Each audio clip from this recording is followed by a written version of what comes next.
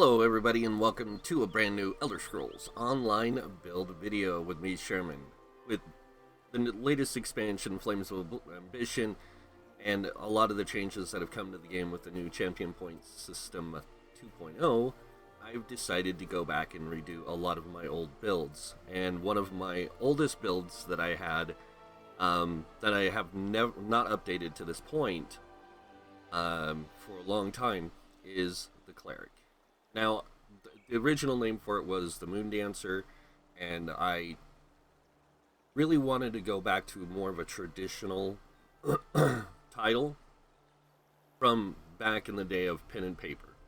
So if you're a fan of like Dungeons and Dragons and really are looking for something different and unique to play in the game, this is a build that you can play. It's a lot of fun, and with the new changes to armor, to the champion points, there's a lot of functionality that we can do in the game now that allows for this kind of build to be even more viable. Oh, before we get started into this video, or into the build, I do have to make a little bit of a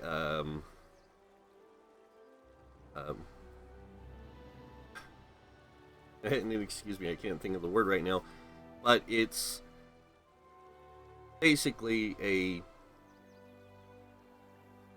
disclaimer. That's the word. So this is a roleplay build. This is not a in-game meta build. It can be used in all content, though. It can work in dungeons, it can work in trials, and it can work in other things. It is just not made for score running trial runs or like arena runs and things like that.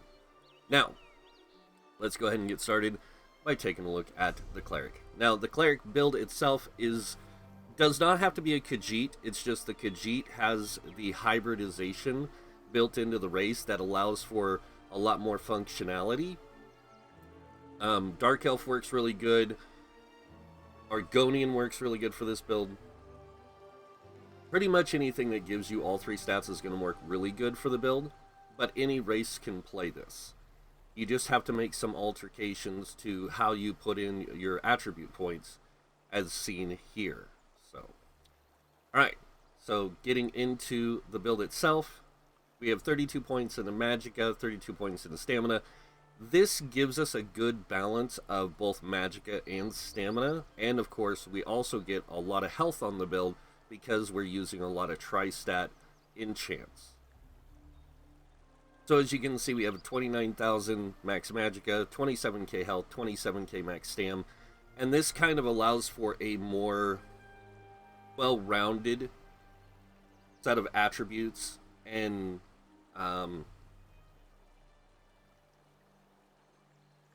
you know, just more versatility in the way the build plays. Our mag recovery is coming in at 1295, 754 health recovery, and a 1025 stam recovery. And this is before you even drink a potion, guys, or anything to give you more recovery. We have a 2788 spell damage with 36% spell critical. Weapon damage is coming in at 34.62 with a 30% weapon critical. We do have 4,217 spell pen with 1,400 physical penetration. And we have 19k spell resist with 14k physical resist. Now this gets raised a lot, and I'm going to go ahead and show you guys that just so you can see for yourself. Oops, wrong button. But let's go ahead and take a look here. We go up to 28k spell with 23k physical. This makes this build not necessarily a tank, but it makes it really tanky when it comes to the way the build plays. This isn't your typical like healer when it comes to the way it plays. Because it uses a mason shield on both bars, it does do a lot of blocking, a lot of bashing to interrupt, and it does a lot of it's kind of like a CC build, but it's more about like debuffing and supporting the group. So it's kind of like what a tank does. It applies minor maim, it does some other things, but that's why you want it to have those higher resistances. That's why the higher health pool works really well with it. But those higher stat pools, you're going to be using a mix of both stamina and magicka. So having those higher pools there allows you to kind of flex into that stuff. The higher spell damage, higher weapon damage also plays a little bit into it. It would be nice if we could get over 3,000 spell damage, but unfortunately we can't. Not unless you're in a really advanced group. Alright, moving on. We are running the Thief Mundustone because we want to get those the crit of our spell crit and a little bit of our weapon crit, because we are using stamina heals and magicka heals, so getting those little bit of higher crits really plays well into the build itself. And it's kind of needed. We do have Major Prophecy at all times. This gives us increased spell critical, which is really good as well. We are running Tri-Stat Food. That is going to be the best option. There is another option. It is called Ash Yams and Falafel, and that can help as well. And because it gives you just magicka and stamina, and it doesn't give you any health. But because you're a frontline healer, you want that higher health pool. So that's why Tri-Stat does work better. Alright, now moving on to gear. Now, with gear, this build might seem a little different to some people because it is running like a stamina damage dealing gear piece. It's running some protective healing gear, and it's running some supportive healing gear. So, let's go ahead and take a look at all of it. Starting with our monster set, we are running the Sentinel of Rakuzma. This is a really good, really good set for somebody looking for an extra AoE heal and a way to give a little bit of resources back to its allies. This is really good for that. So, 1 piece adds 4% healing done, 2% when you heal yourself or an ally, you summon a Dwemer Spider that heals for 1289 health and restores 125 magic and stamina to you and your allies within 5 meters every second for 8 seconds. This effect can occur once every 15 seconds. Now, the thing that's good about it is it has a really good uptime. The thing that's bad about it is that 6 second or 7 second window where you can't have it up. So you do have to rely on other tools that you have to kind of compensate. And I'll get to that when we get to the skills, and you guys will see what I mean by that. Alright, moving on to the next set. And this is where we get more of our weapon damage, weapon crit from, and that is Hunting's Rage. Hunting's Rage is an easy to get set if you have somebody who can craft 6 traits, or you know somebody who can craft you a 6 trait armor set. If you don't have access to crafting, ask somebody in your guild or something to craft this for you. It is a really good set for this build. 2-piece and 4-piece are weapon crit. 5-piece adds more stamina, and then of course, or the 3-piece adds more stamina. The 5-piece adds more weapon damage, and it's just straight weapon damage. So that adds to your capabilities for this build to be a really good, well-rounded, again, healer. Now moving on to the next set. This is where things are going to get a little strange because of the way this set works and the way you're going to be using it for your group. This set is called the Prayer Shawl set. Now this drops in, I want to say Fungal Grotto 1. I could be wrong. But it's a really good set. So the 2-piece adds max magicka, 3-piece spell damage, 4-piece mag recovery, and then the 5-piece. When you overheal yourself or an ally, you grant them a damage shield that absorbs 5,746 damage for 6 seconds. This effect can occur once every 2 seconds. Now, the thing that makes this a really powerful setup is the fact that you can give your group like a shield, a group member a shield, just for overhealing them. And a lot of people don't think overhealing is necessary in the game, but the more you can keep your group at max health, and then also keep this applied, it helps mitigate a lot of the incoming damage. So that way you don't have to cast like Well, you're going to keep up heals pretty much non-stop with this build just to keep that applied, but it also helps mitigate some of the heavier hits some of your players might take in the early game and into moving into the trial scene. And that's why it's such an interesting set. All right, so now that I've gone over the sets, we're going to go over traits and enchants. And I do want to also apologize if I seem to clear my throat a little bit. Early morning for me is not good, so but I do want to apologize for clearing my throat so much. All right, so going over traits and enchants. On the helm and legs, we are running Invigorating, and this is going to, or traits and enchants, this is going to really help you out with getting those higher recovery rates, especially the fact that you are a Khajiit. You get extra health, magic, and stamina recovery in the race, but with it, you can take advantage of these just small increments of resources from Invigorating a lot better. We are running a 3 light, 3 medium, 1 heavy setup here. So the way I have it set up is I have a light helm, a light belt, and light boots, and then I have a medium shoulders, medium gloves, medium legs, with the chest being heavy.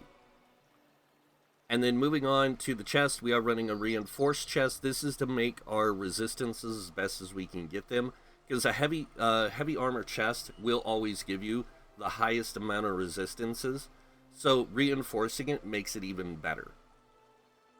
Moving on to the smaller pieces, we are running 4 divines, and this is to maximize our Mundus Stone use and to make that Mundus Stone work more effectively. Now, moving on to enchants, the helm, chest, legs, and our shields, both our shields, are running Tri-Stat enchants. This is going to give us a more wider range of resources. This is going to allow us to have more stamina, more magicka. That's what it's all about. The little bit of health it does give, or the amount of health it does give, also helps make us that more tankier kind of healer, to where we can stand on the front lines and take hits and heal at the same time. Excuse me. All right, moving on now to the smaller pieces. We are running 2 magicka enchants on the belt and shoulders, and then 2 stamina enchants on the gloves and boots. This the reason I run the stamina and mag enchants is because if you put a Tri-Stat in here, yeah, it gives you like 100 and something in resources, but it'll always put you really high in health, and you don't need that much health. So doing straight stamina or straight magicka helps a lot more, because it helps you boost those numbers a little bit further than what you would get from Tri-Stat. Moving on to our jewelry, we are running 2 Trirune rings from the Prayer Shawl set with weapon damage. The Trirune allows you to get Tri-Stats on them, and then the 2, or the weapon and spell damage, sorry. A weapon and spell damage enchant, and that's just basically to boost more of our capabilities of healing and stuff, and it makes us a more effective healer. So that really works out right there, those weapon and spell damage. And you're not looking to get a lot out of this, okay? You're not looking to get some exorbitant amount of spell and weapon damage. You want a good mix of weapon and spell damage so your heals hit for as hard as you can make them. Moving on to the necklace, we are running a it's called a prismatic enchant, and it allows us to get 134 health, magic, and stamina recovery, because we are running an infused necklace. Now, those higher recovery rates is going to make our character better with regaining resources and things in different situations. Moving on to our weapons. So we are running dual maces and shield on this. The main hand, you're going to use an infused weakening enchant, and this is just going to help you with your deep slash that you're going to be using to apply minor maim to multiple targets, and it's going to allow you to also put that weakening on multiple targets. So you'll hit with the minor maim, which reduces their incoming damage, but you're also going to reduce their weapon damage, which is also going to reduce their incoming damage a little bit more, and it really helps your group with survivability, including yourself. Moving on to the next weapon, we are using another infused weapon, but this one's using a Magicka enchant, and that's so you have a way of getting Magicka resources back. It's not so much for the Magicka damage, but it can be. With the new changes, applying magical status effects, which magic damage is one of them, you can apply that, and it'll apply minor Magicka steal as well. But it has a very small uptime. It's not 100% unless you have a lot of people applying or using absorb magic enchants. But it does have that chance of doing it and giving your group minor Magicka steal for 4 seconds. But you're going to have a permanent uptime of Magicka steal, and we'll get to that in a minute. So that's pretty much it for the layout of the gear and the traits and the enchants and all that. And again, you can see how well this all works in unison with the design of this character and the way it plays. Excuse me. Moving on to skills. Now, I will say this right out the door. Make sure that when it comes to your passives, unlock as much of your passives as you can for every tool you use. Whether it's a class skill, a weapon skill, armor, guild skills, alliance war, or even racial passives. Unlock all your passive skills, because it's going to help you out in the long run when it comes to playing in other environments. Not just where this build is. I'm describing this build working right now. Alright. Going over skills. Our first skill we have on our bar is Deep Slash. Now this is the front bar. So it's more of like a cross between heals and damage with some buffs. And this is one of the debuffs you're going to be using a lot, and that's Deep Slash. Now it does do damage, and it does reduce movement speed by 30%, but it's only 4 seconds, so it doesn't have a really long window for that reduced movement speed. It's the minor maim that has a 12-second uptime, and what that does is it reduces incoming damage by 5% for 12 seconds. And when you use this ability, you can hit up to 3 targets with it. So it really helps in those really heavy, condensed fights where you have a lot of ads or something on top of your group, and like trash encounters or things like that. In Trials is where it works the best. And that's because of things like Hellrust Citadel, Sanctum Ophidium, even in the Mages Guild. Or the Therium Archive. It doesn't work so well in Halls of Fabrication, because it's just you're just going up against one boss at a time, or you're going up against 3 bosses all at once. So you're not going to get a lot of trash fights in Halls of Fabrication, so it doesn't work really well there. And then in Cloud Rest, it can work out really well, because there are some times where you can get some of the trash to group up. But it's not super effective there. Moving on to the other 2 trials that came after. And I can't put their names to it, but the Elsewhere trial, really good in there for some of the trash encounters.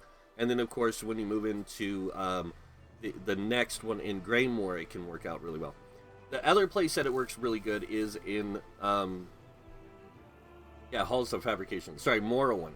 It works out really well. The Clockwork City one is the one I was talking about, where it doesn't work very well.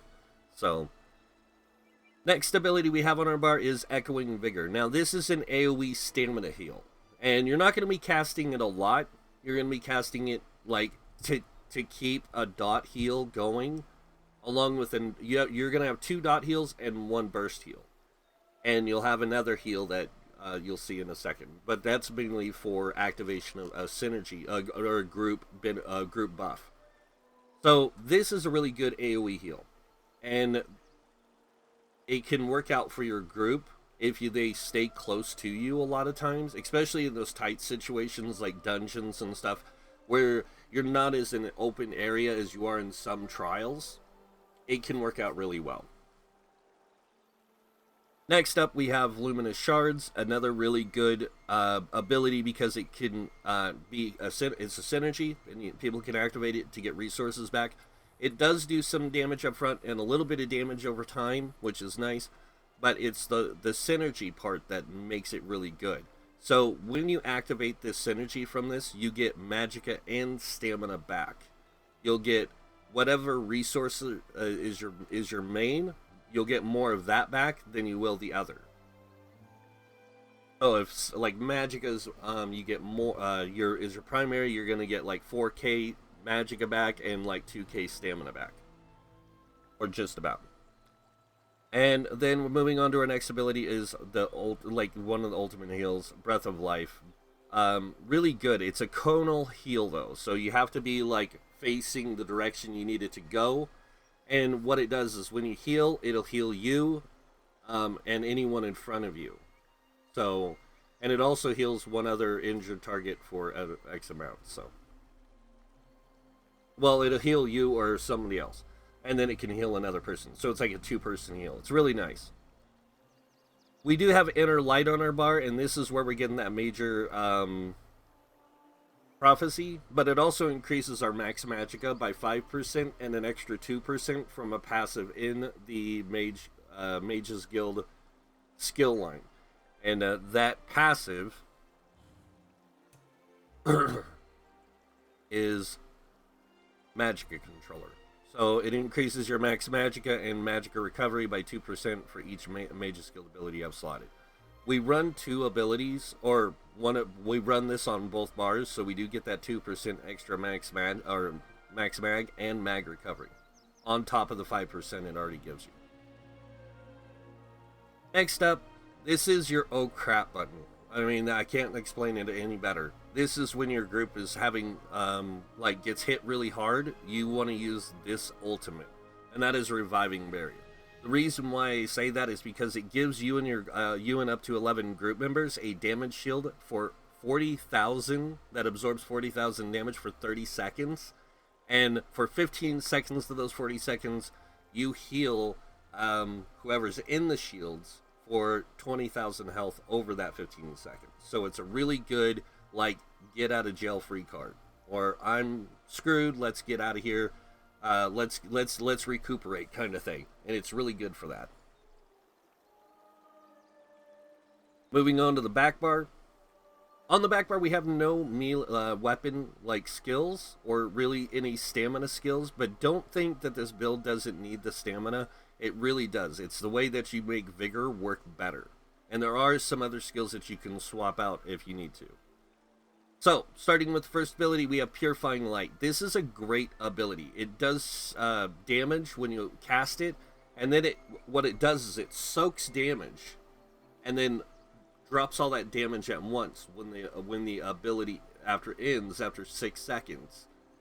And so it just dumps a ton of damage. So it's 17,600 damage is what it'll copy, and then it'll put it on the enemy after the effect ends. When the effect ends, though, it creates a pool of sunlight that remains attached to the enemy, healing you and nearby allies for 2269 health every 2 seconds for 6 seconds. Which is pretty nice. It's a nice kind of support skill and heal at the same time. It also activates your class, one of your class passives, called Illuminate. And this applies minor sorcery to you and your allies for 20 seconds, increasing spell damage by 20%. So not really necessary something for you, but it does help in giving you that extra spell damage to increase your spell heals, or your magicka heals, which is nice. But it's more or less to help your group and help everyone else in your group to get that extra spell damage. Alright, moving on to the next ability we have on our bar. This is Extended Ritual. This is an AoE heal.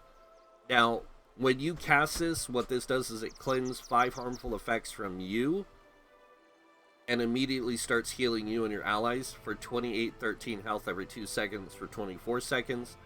Allies in the area can activate the Purify Synergy, cleansing all harmful effects and healing themselves for 6,538.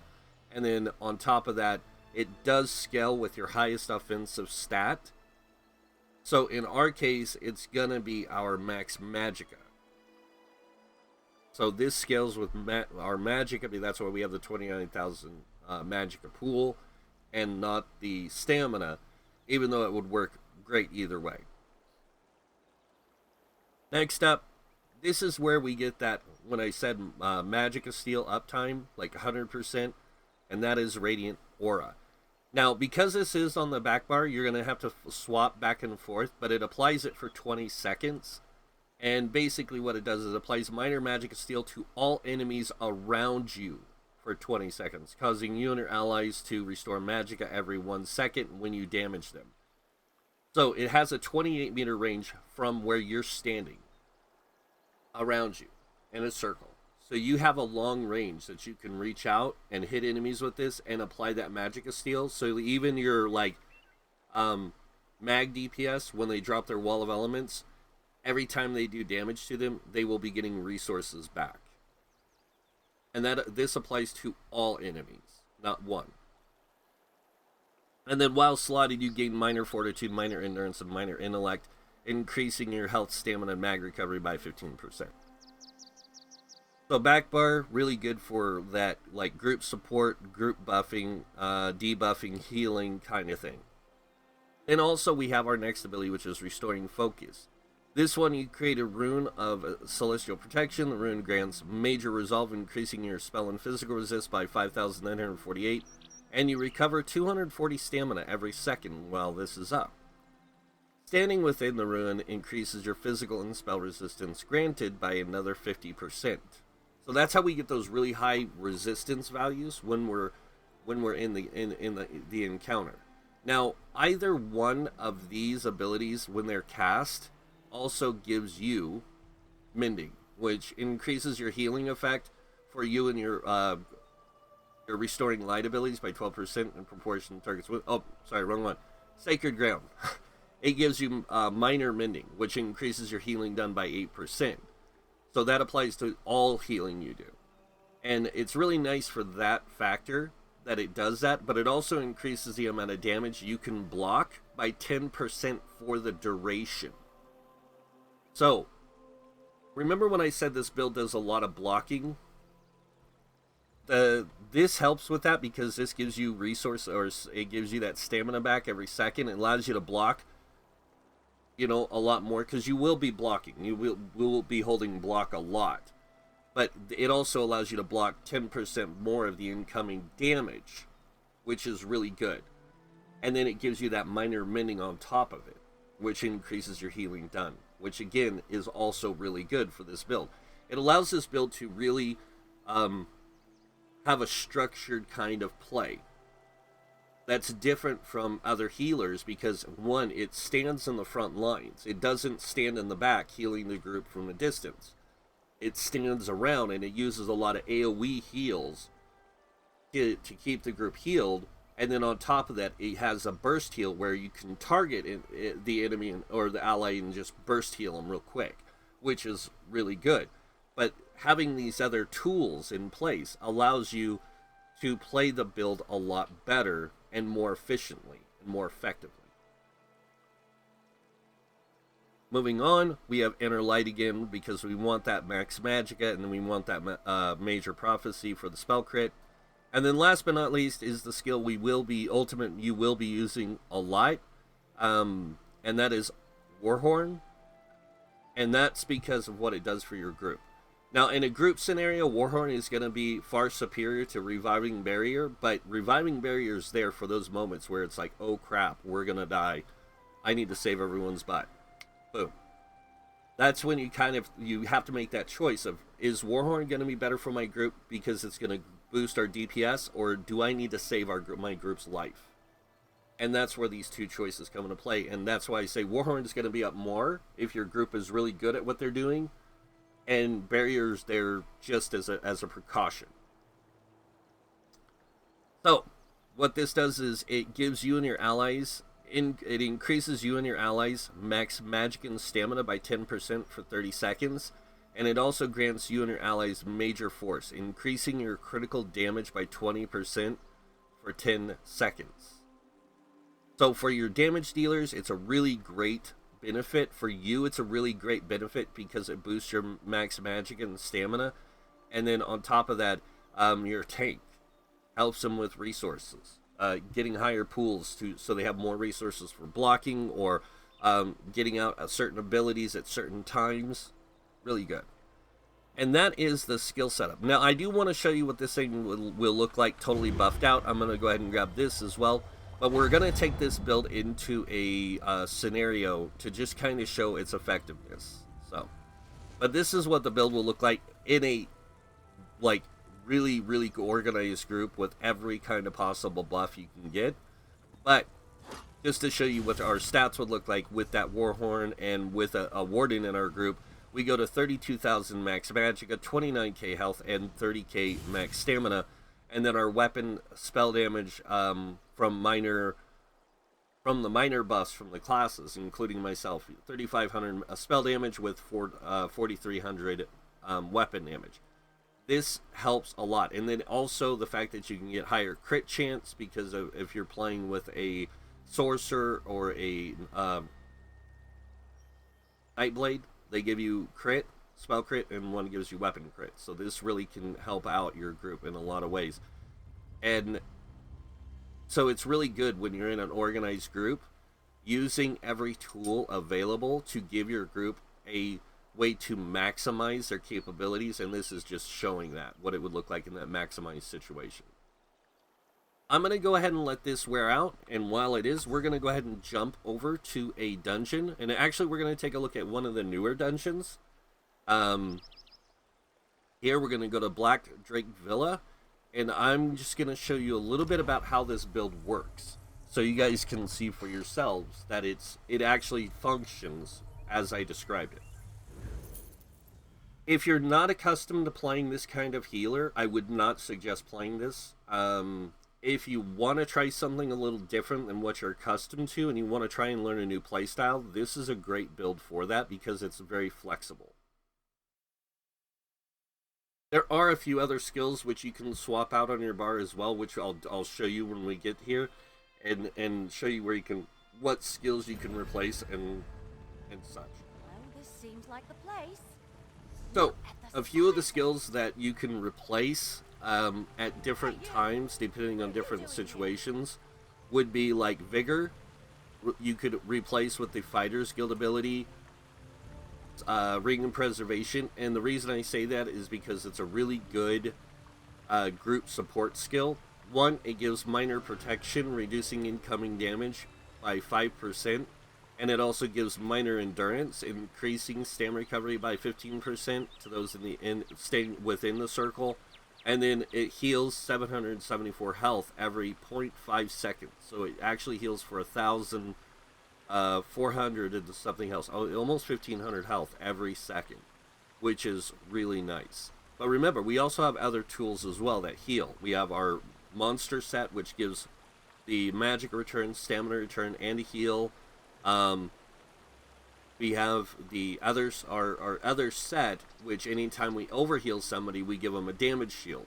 So there's all these different tools that play into protecting and supporting our group. And it goes into the description of the healer role. So the healer role states heals and protects allies, keeping them alive throughout the battle. That's their role. And it really does that well. Alright. So I want to see and make sure I don't have all the buffs still from that thing. Okay, we're going to go in here and take a look around with the build, and just to show you guys how it works. Now, I am in a DLC dungeon. Yes, I'm in here on normal mode, not veteran mode. And like I said, this is more of a roleplay build. It is not a meta build, so we're not in here to worry about score runs or anything like that. We're in here to worry about the capabilities of this build as a healer. And as you can see, I'm not trying to push DPS or anything else. I'm just trying to do my job, which is to keep my group alive and everything like that.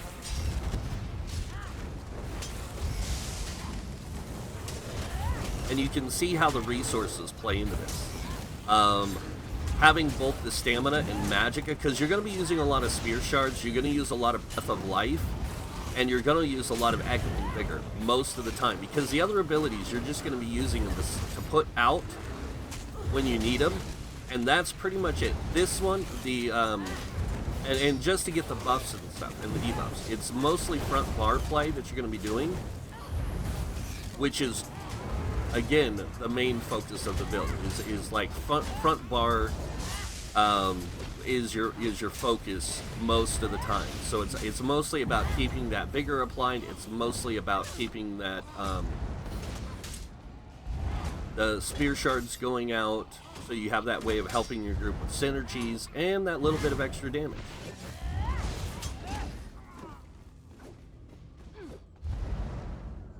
Alright. So again, this is a DLC dungeon. This is made for people with higher CP. Do you smell that? So I don't have, I do have CP placed, which I'll get to at the end, just to kind of show you guys the CP placement. I just want to show you it in action first before we get to that. So, works out, again, like I said, really well in even DLC dungeons. I can't get to a boss encounter with this build, unfortunately. It would take too long, but I just wanted to kind of show you, like, hey, this build does work.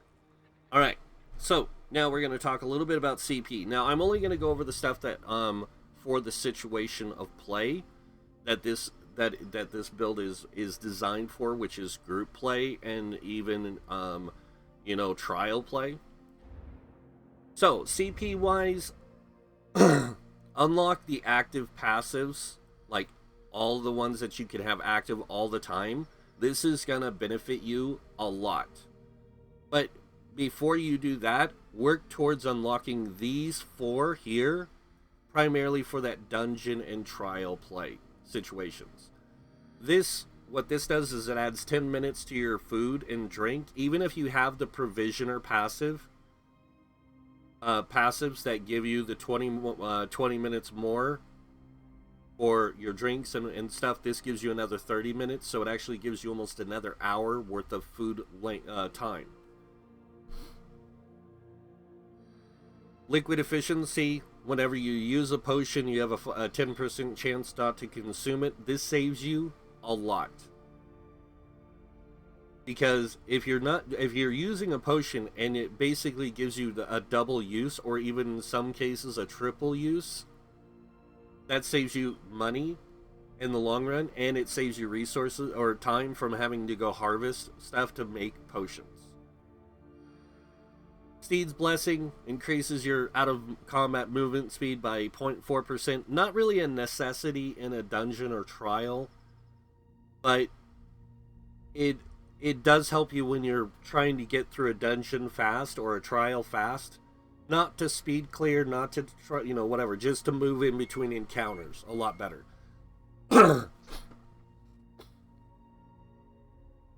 And then last but not least, professional upkeep. This one reduces the cost of repairing your armor by 1% per stage.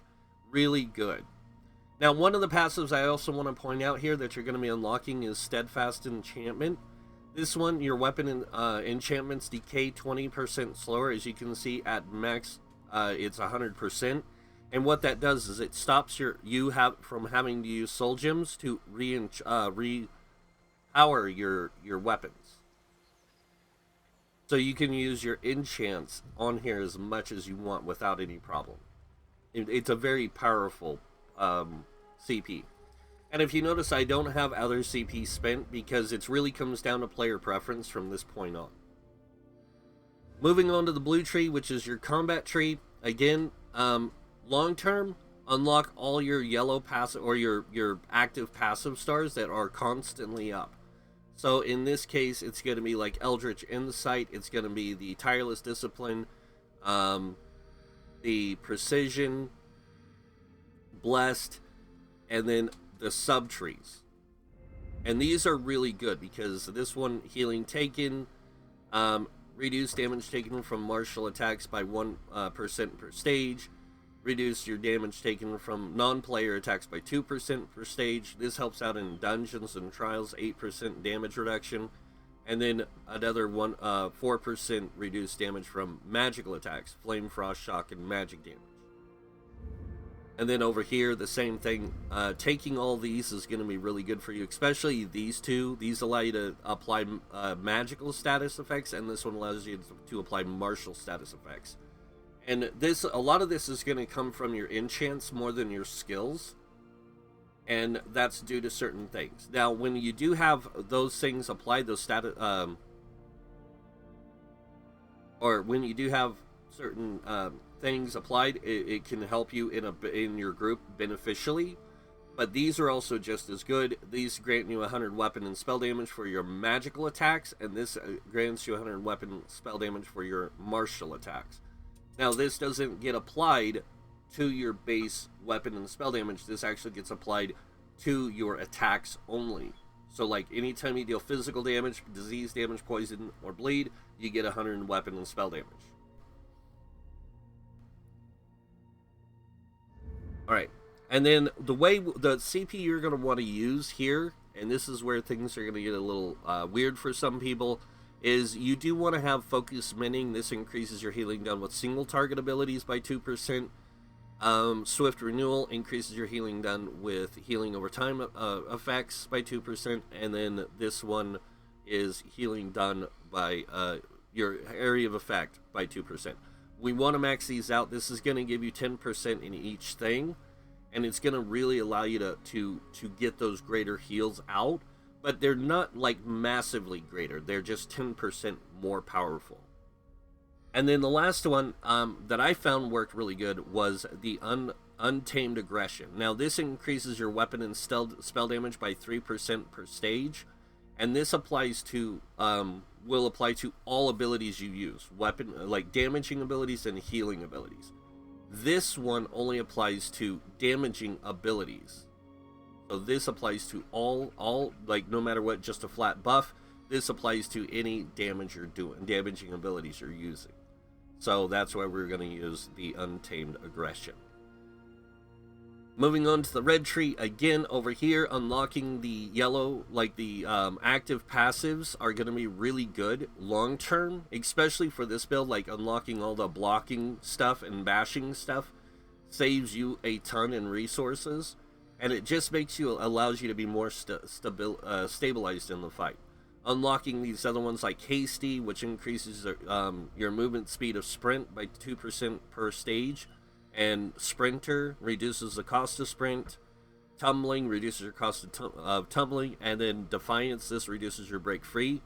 And as you can see, they give you a pretty decent amount of reduced cost. Not massive, but enough that it really plays into your character's capabilities. Now, when it comes to the slotted stars, the ones I would suggest using is Rejuvenation. This grants you 3 health, magic, and stamina recovery per stage, 150 at max, and it helps out a lot, especially with the way this build plays, being a hybrid. Getting those higher recoveries really plays well.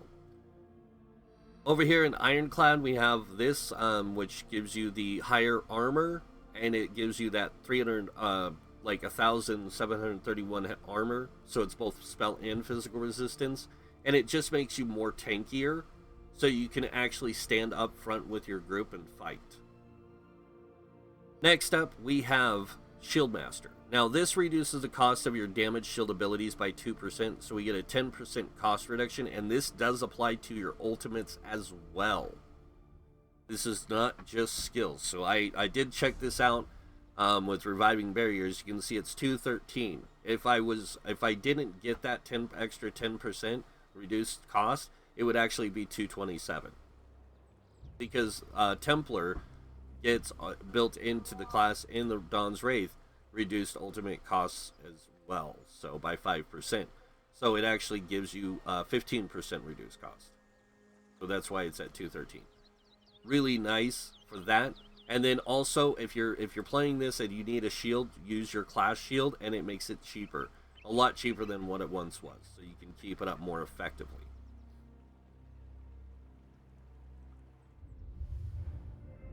The next one is Bastion, and this applies to any damage shield you cast, whether it is from a set or it is from a skill. So that's why we want this. It increases the effectiveness of your damage shields and damage against shielded enemies by 3%. It's a 15% effectiveness and damage done. So this is going to increase your capabilities to keep those shields that you put up stronger and more effective. And that's pretty much it for the CP, guys. I mean, it's really up to you how you want to use the CP system. But I think that with the way this build plays, this is the most optimal setup for it when it comes to, like, its capabilities. Because you get a lot of resources just from recovery, and then you get a lot of resources from other things, like your Sentinel of Rakuzma, your AoE, Magic of Steel, all that kind of stuff, your heavy attacks. You get a lot of resources coming in different ways that you really don't need things that give you like 1500 magic or stamina whenever you kill an enemy. That, and you're not going to be killing a lot of enemies. You're there to heal, like heal and debuff and support your group. That's it. Now, I know a lot of people are going to say the tank is going to be already applying minor maim, this person is going to be doing this and all this kind of stuff, but it's a group effort, guys. It's not just about one person in your group applying stuff. It's about your group working as a team to be more efficient and effective. So utilizing more options in your group to keep things applied alleviates stress on other players as being the only ones who do it. So having all these tools and all these different options really does help. And that, my friends, is the Cleric build. I hope you guys liked it. I actually am really tempted, because I used to play this in the old, like back in the day, when I first started playing ESO. I made my Khajiit Templar this way, and then I changed them to my New Moon Alkalite build, which is like a monk build. And then I was going to switch it back. I'm debating on switching it back to this, because with these new changes to armor, where you can wear 3 pieces of like 2 types and then 1 heavy, really allows you to have that flexibility in a build that allows for a really controlled type of play. And this plays excellent. And when you see those crit chances lower, don't think that you don't crit. You do crit. You crit roughly, depending on the situation. You get like when I did just a parse to see like how much I crit, not just crit for damage. Well, how much I would crit for damage. It would also apply to healing as well. I could keep a roughly, like, I could crit 72% of the time. So even though I only have like a 30-something% chance, most of my abilities could keep a 72% uptime of critting. And that was in the most optimal setting. Like, that's when I'm getting, like, that's in the like the game is actually, you know, giving you that crit. So, but yeah, really fun build, really enjoy it. I actually love this build. I think it's probably one of my preferred healing builds, mainly because it's different. It's not, you know, you're not running around with a Restless Staff and an Ice Staff, you know, doing all the things that you would do in other group dynamics. It allows you to play differently. It allows you to kind of be, you know, in the fight and be more of like right there healing the group. And I just love it. I think it's great. So that's it for the video, guys. I hope you guys enjoyed it again. And if you did, you guys know what's coming next. Go ahead and hit that like button. If you guys want to see more videos by me, you can subscribe. And if you do subscribe, I do suggest clicking that notification bell to be notified when I post new videos. Other than that, I want to thank you all for watching. Until next time, have a wonderful day. And this guy might see you in game. Bye.